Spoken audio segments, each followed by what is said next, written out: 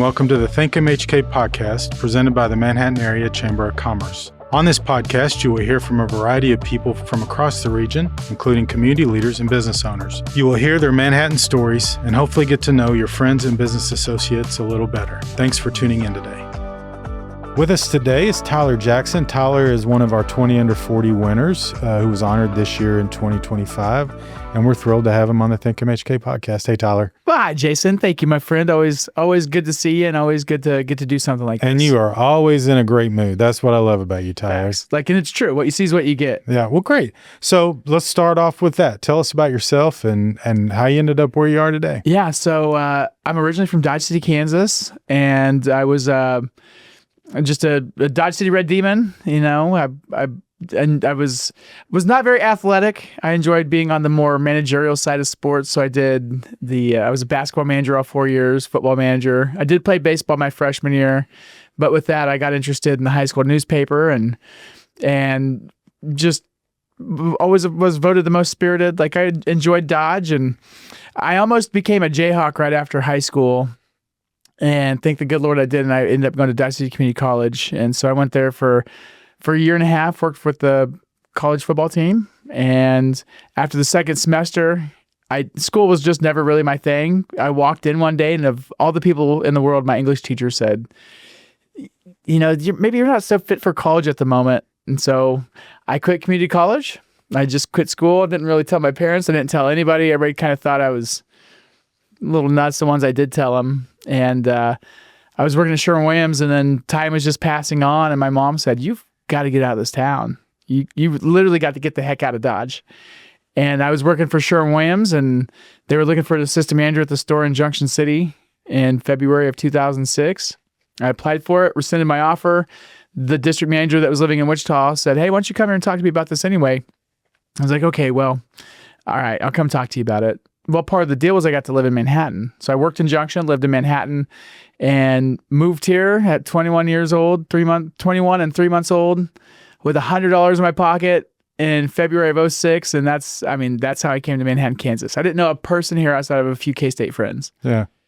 So how'd you end up to where you are today? You own a magazine here in town. Yep. What are some of the things that you're doing here, and how'd you end up doing that? I don't know if I'd have been able to do it without being in Manhattan, Kansas. That's the thing about it. Not the way that it went down, the way that I literally grew up in this town. So I tell everybody I was born and raised in Dodge City, but I grew up in Manhattan, Kansas. 21 years old, looking back at 21, it's like, man, I look at some of the 21-year-olds out there now. It's like, man, I was so silly with everything I did, right?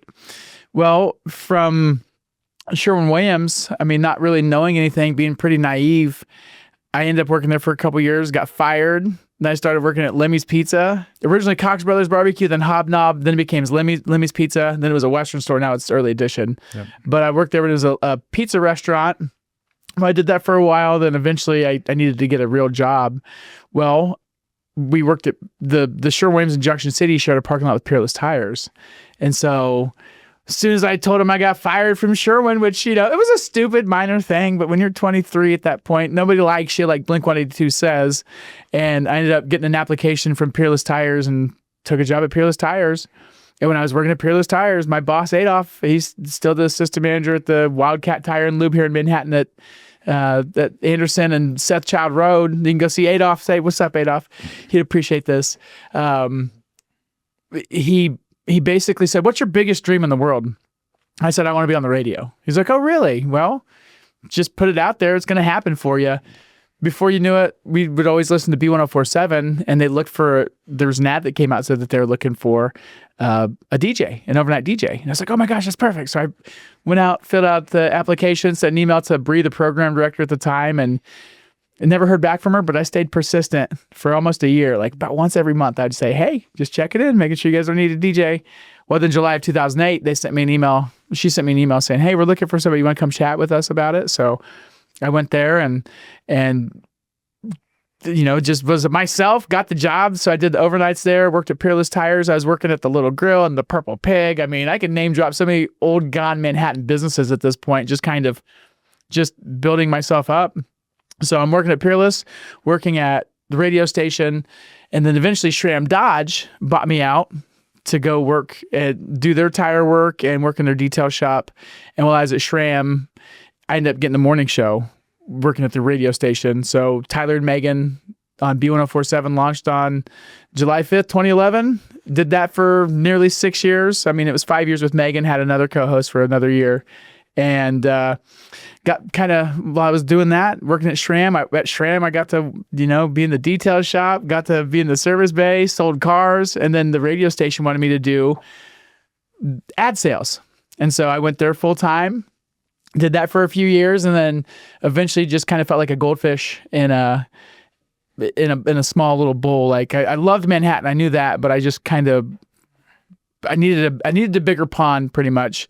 But I took a job with Nielsen TV ratings. And so I covered 5 states with them. I'd go door to door, door knock, talk people into being a Nielsen house, putting a box on their TV to measure what they watched. Well, that was fun and dandy until I broke my leg in Alaska in February 2020. Had surgery March 3rd, 2020. Then COVID happened right after that. And I changed so hard that, it just wasn't the same job anymore. Well, fast forward to Cinco de Mayo 2021, and I'm in Colorado Springs still working for Nielsen, and my buddy called me out of the blue just to check up on me. And I asked him, I said, what do you do for that publication company again? He's like, I'm national sales director. We sell franchises for people to have a magazine for the area they live in. As magazine publishers, you're in charge of editors, writers, photographers. You sell all the ads. You write most of the stories. You put it together at your business. It's like, dude, that's everything I've ever done my whole entire life. Oh my God. That's custom tailored for me. Like that is made for me specifically. And he was like, how have I never thought of you in Manhattan?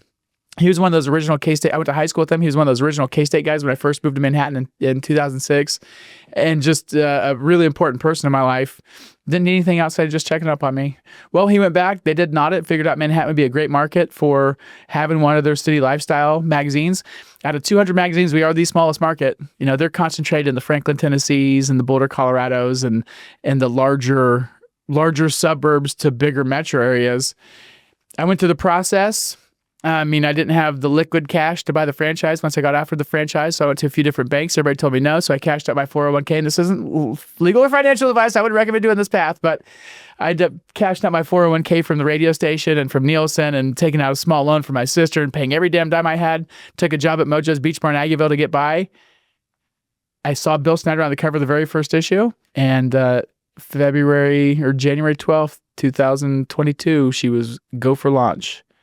Went out and raised the funds to get that magazine going, and it was just even getting the damn thing started. Looking back, it was like, My gosh, it was insane. I was insane. Everybody told me I was crazy that summer, but I didn't listen to anyone. The only person that believed in me was myself and my sister. Thank God I had her. And then also, the good Lord above. I'm a man of faith, and I knew it was God's plan for me. Proverbs 3, 5, and 6 is in the front masthead of every issue. Trust in the Lord with all your heart. Don't lean on your understanding, and He will guide you on your path, to paraphrase. And, I'll never forget talking to Coach Snyder, November 18th of 2001. It was the first interview for the magazine. 21.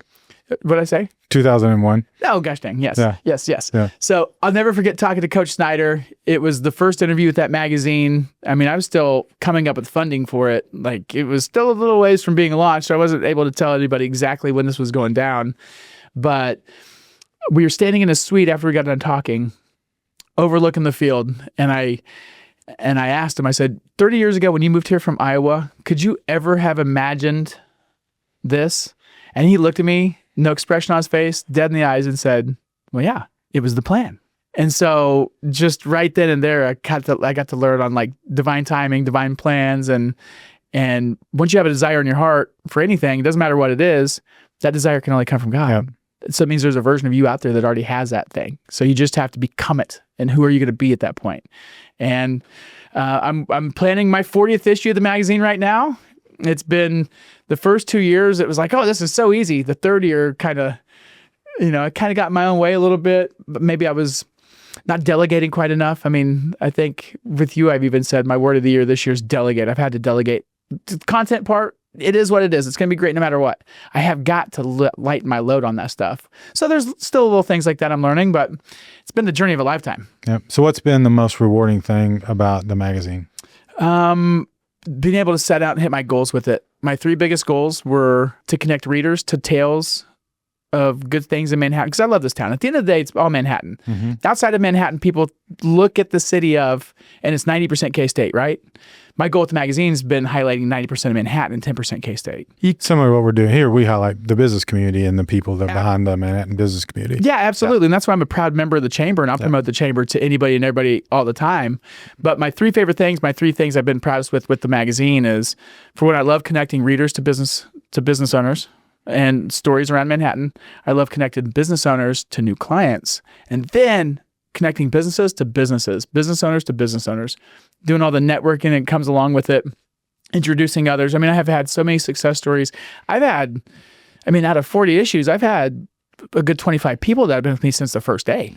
I mean, they buy an ad every single month, and they haven't stopped. And it's my attrition has been very low, and it's been just a connection and a connector of people, and that's been the most rewarding part about it. So let's do a little housekeeping. The name of the magazine is Manhattan City Lifestyle. Okay, and if somebody's not getting a copy and wants a copy, how do they get a hold of one? Well, if you want a physical copy, you can just send me an email. That's that's the easiest way. Right. Tyler.jackson@citylifestyle.com. Tyler.jackson@citylifestyle.com. I don't really need to spell that out. Right. Or you can actually go onto our website, citylifestyle.com/Manhattan. You can sign up for email notifications, because there's a digital copy that lives online as well. And it is part of a larger group of magazines across the country. Yeah, and it's pretty awesome. So City Lifestyle started in Leawood, Kansas, and Steven Schoengert's our CEO.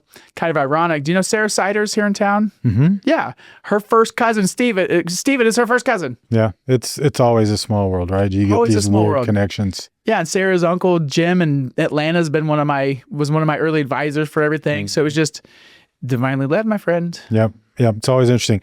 Well, that's a long kind of origin story. There you go. It's interesting. We've had a lot of people in here, particularly when it comes to our 20 under 40, and it feels like there are a lot of Southwest Kansans who end up in Manhattan. Do you see people all the time that you grew up with or knew growing up? Oh, yeah. The Dodge City to Manhattan pipeline's been pretty strong.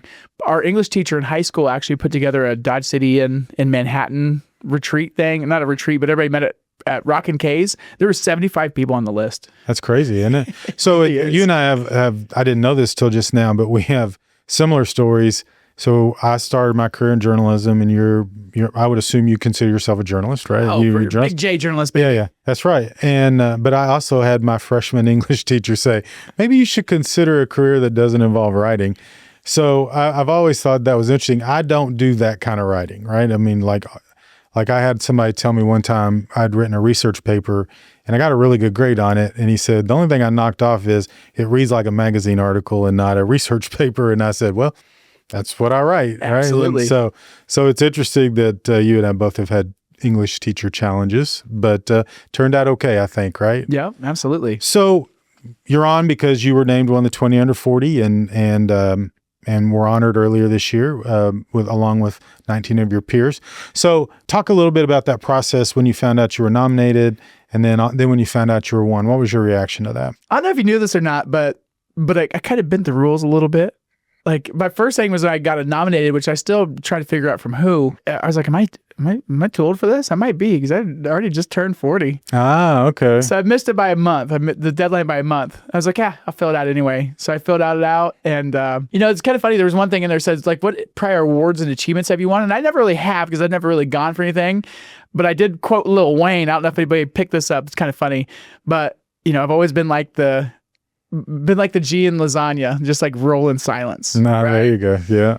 And so filled out the application, and it was kind of one of those things to where it was just like, I would imagine I could probably get put on the list. I had a pretty good year in Manhattan this year, and the only thing that might hold me back is just my age, being just a few days too old. Sure enough. I guess they gave you a little grace. A little grace period in there. Yeah. You remind me, I used to have an expression, and I was trying to remember who I learned it from, but it was one that I used a lot in the chamber work, is must be present to win. You are the definition of must be present to win, because it feels like you're everywhere all the time. And so you see. It's kind of like you. Again, it goes back to, I'm a proud chamber member, and the chamber always hosts so many different things that, 90% of life is showing up. Yep. I think that's true. When I try to explain that to people, I'm not sure people understand that, but it's a big part of it. So why do you like Manhattan? What makes Manhattan the place that you've decided? You talked about growing up here, but you've had chances to go. I mean, there's nothing necessarily here that was tying you to the community before you had the magazine. Why'd you decide to stay, and what makes it a special place? Yeah, right after all my friends graduated from K-State, everybody was going to Kansas City or Wichita. A few of them went to Dallas. Like, everybody was leaving, and I was like, I just never wanted to leave. And same thing going back to Nielsen. Like, even with Nielsen, I had my opportunity. I can go anywhere with that company. But for Manhattan, it really truly is the people. I mean, I came here in 2006 without knowing anyone. I mean, say for a group of 10 people. Now I go, I got a guy for everything. If I don't got a guy, I got a guy that's got a guy. And they say your network is your net worth. And in this town, I'm a billionaire. I don't know. Again, like I said it earlier to start this off, I don't know if I could have made my life look like I've done if it wasn't have been for Manhattan, Kansas. I want to follow up on something, and it was part of your origin story, but talk about the Nielsen deal. So is that still a thing? Absolutely. Okay. Yeah. So how do they do that? So used to, in the old days, you would put a piece of equipment on your TV and it would monitor what you watched all day, and then they accumulate all of that based on their people, and then they come up with their rating systems, or not ratings, but how many people viewed. So what's the process for being a Nielsen family now? Yeah. So for starters, like, they still do that. So for those that don't know, Nielsen, if you hear 100 million people watch the Super Bowl, it's a Nielsen stat. Right. 3 million people watch the Grammys, that's a Nielsen stat. So, but they're not monitoring 3 million people. They are saying they have a small group of people, and they're extrapolating that out based upon what it is. Right, yeah. That's exactly what it is. And so basically what they would do is they would get a list of, so they had their own survey team. So the U.S. Census Bureau, due to their confidentiality, would only bring it down to like city blocks. And so they would have a city block numbered system, which was pretty impressive how they did it. I mean, they mapped out some pretty rural areas. I'd go see some pretty rural areas. People ask me, like, were the cities the scary part? Like, there was some pretty remote country roads that were pretty scary. That was the scariest part. But they would pick one basic, as they call it. So the house that this is the most perfect based off of their formula. It always starts on the southwest corner of a southwest block, going counterclockwise to get to the basic. It is just the dangest thing. Well, they would always have the basic, and for whatever reason, the basic, if they didn't want to be a participant, because there was two different ways that Nielsen did their TV ratings. So they had over-the-air antenna, which old school people, that's how it started out. And then they had their alternative delivery system, their ADS, which included cable, satellite streaming, everything else outside of over-the-air antenna. And so if that basic, for whatever reason, had an antenna, the list of 90 alternatives that they would give you, which, again, going counterclockwise, southwest block, it would just be, it was pretty scientific. It was pretty cool how it actually worked. But if the basic had an over-the-air antenna, you had to match it with one of those houses. And they're more prevalent now, but then, 10 years ago, they weren't. And so they'd be like, oh, well, forget this. But then it was just a matter of, I would go around based off just a list of addresses. I'd knock on their door, and they would put the same technology that they've been using forever. They would actually put it on your TV, and it would take what you would watch. And because most people don't realize this, but cable providers, satellite providers, there's no return path data. So it's just like it's like broadcasting. It's just one way. They don't have anything unless you have a Nielsen box to capture the return path data as far as what somebody's actually watching. So I learned something new today, because I assumed Nielsen was irrelevant at this point, because we all have boxes that are measuring our data. No matter how hard the TV industry and the powers that be try to fight against it, they're still the gold standard in television ratings, because it's their number system as far as the houses, picking the right houses, extrapolating the data, and I mean, it's worth billions of dollars. And then getting the equipment in, right? Absolutely. That's the critical factor. Oh, man. And that was your job. Yeah, that was my job. So I was just the door-to-door salesman. Yeah. I was a membership rep. I would turn that off to the right. No, but you had to convince them to put the equipment in there. Oh, absolutely. I'm talking about getting somebody's trust and rapport within 30 seconds at the door, just to even get in the house. But I would assume a lot of people would be excited, like, because they've heard of Nielsen and they go, oh, I get to be a Nielsen family. That's pretty cool. Yeah. I had a copy of the USA Today I'd carry with me that had USA Today on the front, and on the back side, it had the Nielsen stats. So that way, for people that don't know, it's like, you get to be a part of this. Also, I want to follow up a little bit on, so you had a pretty extensive career in tire and auto body and that kind of thing. What was that? What was that like? Oh, baby, I love tire work. Still to this day, I'm a nerd for it. Yeah. I had to get on my comfort zone. That was something I was never a part of. Like, I didn't have any experience with any of that. I remember, I'll never forget my first day. Talk about getting humbled, right? Like, tire work, me doing tire work. All right, boy, you're doing tire work. So here's where we're at, and this is what we're doing. And I was terrified, but then slowly but surely, I mean, it became one of those things that I actually really appreciated. And looking back, because dots are never connected looking forward, right? Dots are only connected looking backwards. And looking back and connecting those dots, tire work was a huge part of my life. And I will one day have a shop with a tire machine and a tire balancer, and I'm going to get a tire account from ATD out of Lincoln, Nebraska, and I'm going to be a wholesaler for my friends. Like, I love tire work that much. But I mean, it was bicycle tires, truck tires, cars with big old fancy rims and low profile tires, skid steer tires, not the big semi tires. I could probably do it if I really wanted to, but it was something that I just really grew to appreciate. It was something that I'd never had. I mean, I didn't think that'd be a part of my path. I knew I didn't want to do it forever. Yeah. But it was the best dang networking I ever did. That was the best networking job I did in Manhattan, Kansas. Where everybody needs tires. Absolutely. And I sold not one, but 2 sets of tires to the one and only Jim Colbert. Oh, well, there you go. And that was awesome. Yeah. That proximity to fame, right? Yeah, exactly. So you've obviously had a lot of life experiences. So as you talk to young professionals, and I'm sure you've had the chance to do that on multiple occasions, what advice do you give to people who are just now getting into their careers? Any desire you have in your heart comes from God. It's the only way it's there. If you have a desire in your heart, it's placed there for a reason. I wanted to be on the radio.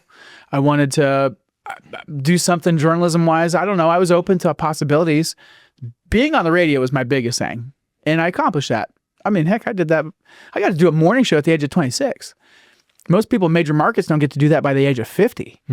And so if you have desire in your heart, it's there from God. So it means there's a version of you out there that already exists that has what you want.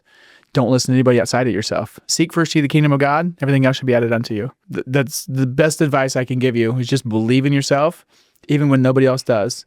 Because once you believe in yourself enough and you give it to yourself first, the world will conform. The world will conspire to make it happen for you. Well, like you said, there 2 people believed in you, and you're 4 years into the newspaper. So yeah, and now everybody's 3 years in. Yeah, working on the 4th year. Yeah, but now I'm get to do some pretty cool stuff, and it's really made it to where, in the beginning, I get to MC a ton of things around Manhattan, as you know. And in the beginning, I'd say, "Hey, I'm Tyler, publisher of Manhattan City Lifestyle Magazine." And it'd be like crickets.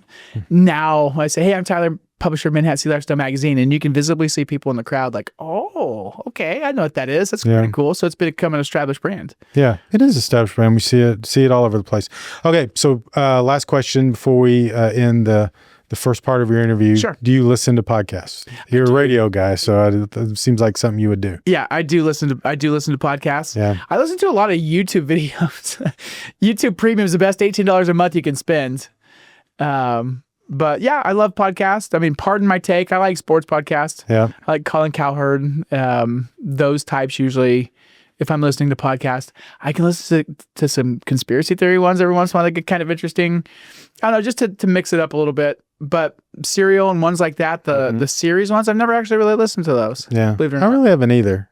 So I'm gonna have to go back one of these days. But those just aren't my thing. Yeah. So I don't know. It'd be probably hard to follow for a while. And of course, I'm sure you listen to the Think MHK podcasts. Of course. Yeah, on a regular basis too. So yeah. So that goes without saying. Well, that's the end of that part of our interview. We're now going to go into our rapid fire section. This should be interesting. Okay. Because you're kind of freewheeling, let it all hang out kind of person. So we're going to ask you 10 questions and just answer off the top of your head and short. And if something sounds interesting, we may follow up on it. But this is where we get to learn a lot about our guests, and I think this is going to be a fun one. So you ready? Okay. Do you have any hidden talents? I'm endlessly talented, but probably my number one talent that's hidden is being able to play the drums to any songs that you want. I mean, I'm telling you, any song from Pantera to anything 70s, 80s, any country song. I mean, I can hear it once or twice and then pick it up and play it. So were you ever in a band? Yeah. So have you ever heard the Lazy Wayne Band? I have not. Yeah, I know there's a few people around the studio that have. They played Purple Power Play last year. Okay. They're doing the Aggieville Showdown. They do the Aggieville Showdown in Aggieville. They play at McGraw's every once in a while. They're going to be at Country Stampede this summer. Well, I'm their backup drummer. Oh, okay. Yeah. All right. So I'm the fill-in guy whenever, it's usually a couple dates per year. And so good enough to play with them. Somebody asked me once, it's kind of like Coach Snyder's initial press conference. Like, how bad do you want it? Well, bad enough to be here, right? It's like, I tell them, like, how good of a drummer are you? Well, good enough to be here. Yeah.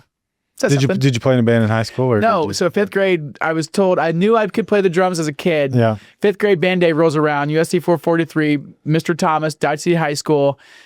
We're trying out instruments. And he said, "Oh, you're not a drummer. You got trombone lips." Well, I went to Sacred Heart Cathedral School, and the band practice was actually at the middle school. So we had a guaranteed bus ride every day, so you could actually get out of school and go to the middle school. So I played the trombone. I didn't buy my first drum set until I was 25. Oh, okay. It was just one of those things. Everybody else told me I couldn't do it. So it's like, okay, well, bet. And here we are. Yeah. That's always weird when things like that happen when you're a kid, and it is like, but anyway. All right. If you could only watch one movie or television show for the rest of your life, what would it be? Step Brothers. Okay. Step Brothers with Will Ferrell and John C. Reilly. My stepson and one of his friends dressed up as them for Halloween one year. It was pretty good. What do you want people to remember about you? That I was a good guy, and I had good ethics, and that I was there for people, and I was, I had all those positive attributes that people love to hear about themselves, but really that I was a good guy and I showed up. I think you're well on your way to that. What job did you want as a kid? I wanted to be on the radio. Okay. Yeah, I mean, that was always what I wanted to do. And if someone paid you to write a blog or book about this question kind of like I'd write a magazine about Manhattan, but if someone paid you to write a blog or a book about anything, what would it be about? I will write a book one day. The Desires of My Heart, right? I'll probably write several of them. I love self-help stuff, like self-development. Like I'd probably write a book called Don't Remember Who You Are. At the end of the day, like who are you? I tell people this all the time. You're not your identity. I mean, I know you're Jason Smith, the president and CEO of the Manhattan Chamber of Commerce, but at the end of the day, who are you? Goes back into it's like, what's your I am? Anything you follow up after I am, you are. Yeah. If you say I'm powerful, I'm awesome, I am. If I say I'm worthless, well, you are. So it'd be probably something along those lines. I've actually been kicking around don't forget who you are. You're more powerful than you think. Or who knows, maybe something something sportsy. I don't know. No. But I will write a book one day. I promise you. I'm gonna hold you to that. What is your favorite or funniest workplace memory? My favorite workplace memory straight up just had to have been the co-host of Tyler and Megan in the Morning. I mean, that was the honor of a lifetime to be able to get to do it with, Megan Whitehead Vaughn's her name, and she lives in Colorado Springs, and she still is on the radio, and she actually voice tracks and sends, she's on dozens of radio stations across the country every day, including a couple in Kansas City, Valdosta, Georgia, in Colorado Springs, a phenomenal person. So that whole industry has changed so much over the last 20 years. Yeah, it has. But it was basically the Crook and Chase, if you remember those guys. Mm-hmm. Yeah. Morning show with her. And so overall favorite memory was that. But then probably interviewing Garth Brooks. Okay. And us saying, "Hey, you're coming to Kansas City. Can we go see you?" He's like, "Oh yeah, I got tickets for you." And then we went underneath the Sprint Center and we were sitting there chatting with Garth and Trisha, just the four of us. And no, there's six of us. And just Garth gave us a bag of merchandise from the whole entire tour, everything that was out there. Gave us each a bag full of it. Nice. That's probably the favorite overall memory, but just being a part of Tyler and Megan in the Morning was incredible. Nice. So Garth was a nice guy? Oh, Garth was incredible. Good. You always like to hear those things. Yes. What skill would you most like to learn? I'd love to be able to speak any language in the world. That's one of those, if anybody asks you, what's your superpower? Or if you could have any superpower, you want to see through walls? Or I'd love to be able to speak every language in the world. I've never heard anybody say that before. I've heard people go, "I'd like to learn a second language," but you've taken it to a whole new level. Did you know how much money you can make? And how you would be invincible if you could speak every language on the planet. You'd probably be the most powerful man in the world. You would. What is the coolest place you've traveled? So I've never been outside I've never been outside of North America, but Banff National Park in Canada or all over, let's say Alaska, maybe the Kenai Peninsula of Alaska. The islands of the southeast of Alaska are great. The mainland of Anchorage is great. Kenai Peninsula is wonderful, but Banff is incredible. Okay. I did a 67-hour road trip to drive up there for a buddy's wedding and camped in Fargo and Saskatoon, Saskatchewan. I drove through the little town of Hanna, Alberta, which is the hometown of Nickelback, believe it or not. Yeah. Hats off, respect to those guys after seeing that place. Stayed in Banff and then went through Glacier National Park, stayed outside of Yellowstone, Grand Tetons the whole way around. Like, that was the coolest road trip. And Banff, if you know what I'm talking about, right? Banff National Park. I've heard of it, but yeah. You see any pictures of the Canadian Rocky Mountains? Right. Like, that's Banff. Right. You got to go there. It's the most magnificent place I've been to. They call it the crown of the continent for the reason. Okay. Well, that's good advice. That sounds like a heck of a road trip. What advice would you give the 19-year-old you? Just keep going. Don't just keep the faith, and actually probably take your relationship with God a little bit more serious. The answers of the whole entire world are inside yourself, not outside yourself. Stop looking outside yourself for everything that you need. And I was doing that badly when I was 19. Everything was a problem. Everything was a distraction. Everything was outside of me. Now that 40, I realize everything's within me. Yep. And if I need any money and need love, anything, give it to myself. Okay. And last question, it could be one answer or two. First and favorite concert. Ooh, okay. So going back to my man, Garth Brooks and Trisha Yearwood, it was the Kansas State Fair in 1991. My mom took me and my sister, my cousin Sadie, to Garth and Trisha. That was your first concert. Okay. Yep. That was but that was not when you met him. You met him. Yeah, I met him in 2015. So that was your favorite? That was my first. Oh, okay. So my first I'll answer this in two parts. So my first concert was Garth and Trisha, Kansas State Fair 1991. I was 6. And my favorite all time probably had to have been either any of the Country Stampedes, because Country Stampede was a pretty special time in Manhattan, Kansas, or a couple of summers ago, 2023, I took a road trip to Target Field in Minneapolis and went and watched the Killers play. Okay. And it was their TC Twin Fest, and it was incredible. Yeah. So, I've seen my share of concerts. Yeah. My the Garth, you talk about Garth. So I saw him in '92. A little bit of Kansas connection. Opening up for him was Martina McBride. Oh, that's awesome. Yeah, so that was a good show. Did you see him in Norman? Was it It was in Oklahoma City. Okay. Yeah. So at the time the Marriott, it was before they built the arena now that they're tearing down to build another arena. This is like 2 arenas ago. Like the Chesapeake Energy Center? They're tearing that down? They're not tearing it down. They're tearing the Marriott down and they're building a new arena. Yeah. They just proved it. So, dude, sports arenas have become disposable lately. It's kind of wild. 25-year lifespan. I think that's about what they are. Isn't that crazy? And think about the Coliseum and how long that's been around. And we're knocking down arenas. That's for another discussion. Yes, it is. So Tyler, thanks for being with us today. Again, congratulations on your 20 under 40 win. It was well deserved, and we appreciate having you around. You always lift the room up. And again, thanks for being with us today. Hey, thanks, Jason. Appreciate you.